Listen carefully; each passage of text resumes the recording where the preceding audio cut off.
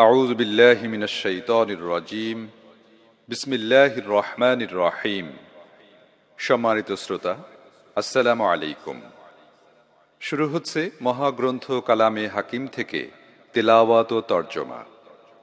তিলাওয়াত করছেন আন্তর্জাতিক খ্যাতিসম্পন্ন স্বর্ণপদক বিজয়ী হাফেজ কারি মোহাম্মদ আবুল হুসাইন। অনুবাদে কণ্ঠ দিয়েছেন সাইফুল্লাহ মানসুর ও শরীফ বায়েজিদ মাহমুদ। শুরুতেই শুনবেন সূরা আল ফাতিহা এর তিলাওয়াত ও তর্জমা।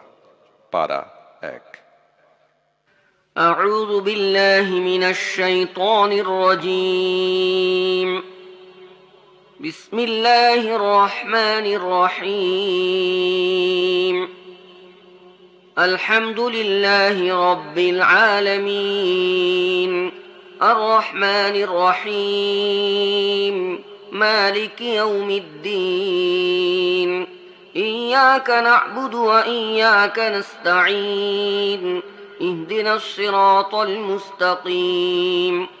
صراط الذين أنعمت عليهم غير المغضوب عليهم ولا الضالين.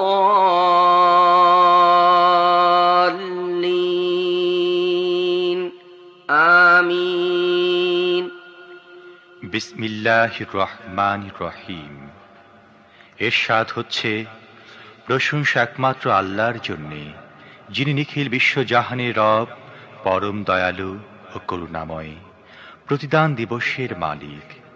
আমরা একমাত্র তোমার ইবাদত করি এবং একমাত্র তোমারই কাছে সাহায্য চাই।